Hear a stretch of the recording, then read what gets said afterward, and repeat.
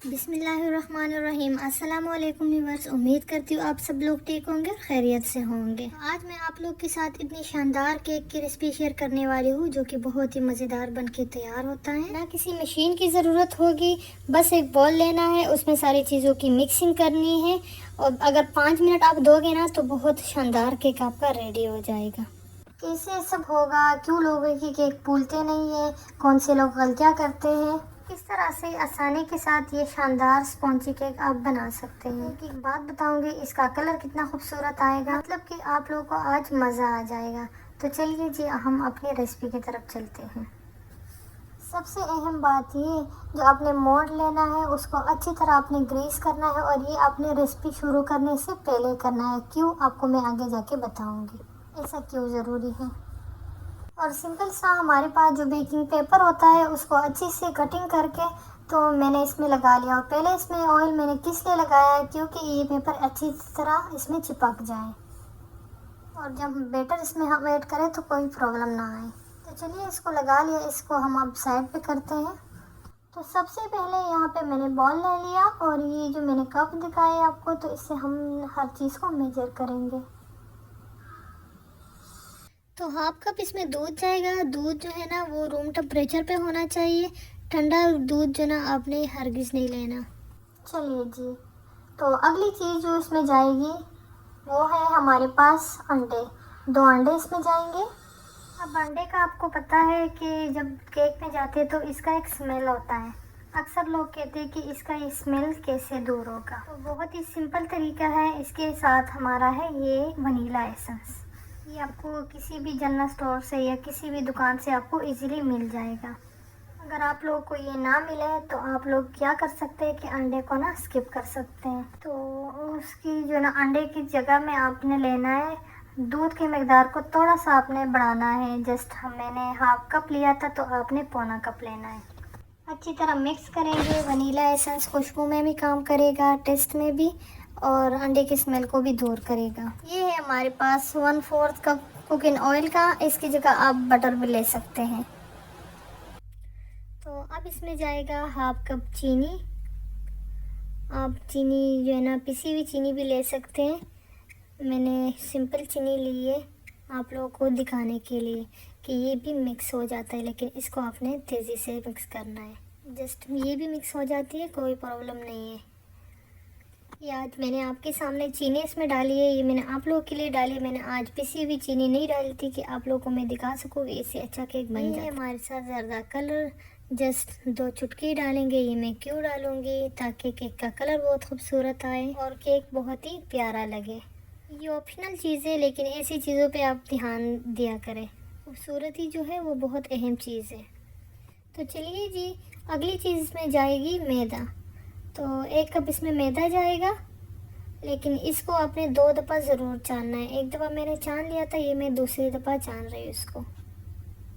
मैदे को छानना ज़रूरी है। छानने से क्या होगा, इसकी मिक्सिंग बहुत अच्छी तरह हो जाती है। तो यहाँ पे नॉर्मली लोग गलती कर जाते हैं, जिससे प्रॉब्लम होती है वो क्या है, जैसे आपने इसमें मैदा डाल लिया है तो फ़ौरन से आपने इसकी मिक्सिंग करनी है। यहाँ पे वेट नहीं कर सकते क्योंकि यहाँ पे गुठलियाँ बन जाएगी, लम्स आ जाते हैं, क्योंकि बाद में वो मिक्स नहीं होती। आपने फ़ौरन से मिक्स करना है, बहुत ज़्यादा भी मिक्स नहीं करना।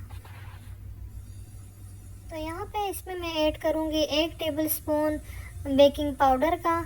बेकिंग सोडा नहीं, बेकिंग पाउडर का 1 टेबल स्पून मैं इसमें ऐड करूँगी। ये आप लोग मैदे के साथ भी एक ऐड कर सकते हैं, लेकिन मैंने अभी ऐड किया। इस दौरान आप इसमें टूटी फ्रूटी भी डाल सकते हैं। मेरे पास अवेलेबल नहीं थी, तो इंशाल्लाह मैं टूटी फ्रूटी की भी रेसिपी आपके साथ शेयर करूँगी। तो हमारा यहाँ पे बैटर बिल्कुल रेडी हो गया है। अब इसके अंदर हम इसको पोर कर देंगे। ये लीजिए, अच्छी तरह इस बॉल को साफ करें और इसमें ना ये ऐड करें। तो ये चला गया इसमें। अच्छी तरह थोड़ा सा इसको जो है ना टिप टिप करेंगे। और अवन को मैंने प्री हीट के लिए जो है ना वो लगा लिया था। तो नीचे का रॉड मैं ऑन करूँगी और 30 मिनट का मैं इसको जो है ना वो टाइम दूंगी और 180 पे मैं जो है ना इनको बेक करूँगी। चलिए जी, हमारा जो है ना ओवन प्रीहीट हो चुका है, तो इसको हम रखेंगे अब। और हम जो है ना 30 से 40 मिनट बाद आपसे मिलते हैं। सही है।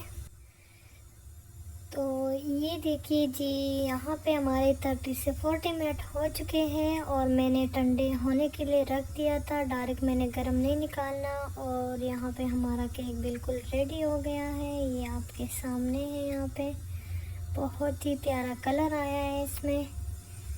कितना मज़ेदार बनके तैयार हो गया है हमारा केक। आप लोग घर में एक दफ़ा ज़रूर ट्राई करें। अगर आपके घर में मेहमान आए तो आपने एक दफ़ा ज़रूर ट्राई करना है, बहुत मज़ा आएगा।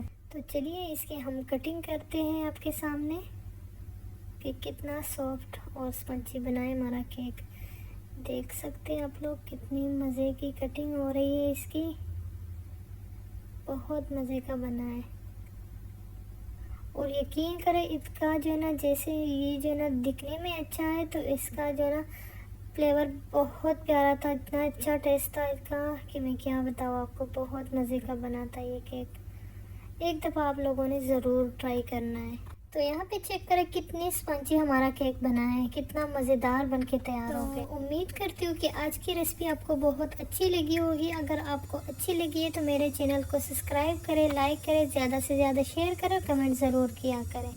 बेल आइकन को भी प्रेस करें क्योंकि मेरे आने वाली नई रेसिपी आपको सबसे पहले देखने को मिलेगी। आप लोग वीडियो को पूरी देखा करें और लाइक भी ज़रूर किया करें। जब आप लोग लाइक करते हैं ना, तो मुझे मोटिवेशन मिलती है कि मैं आगे भी आप लोग के साथ बहुत अच्छी अच्छी रेसिपी शेयर करूं।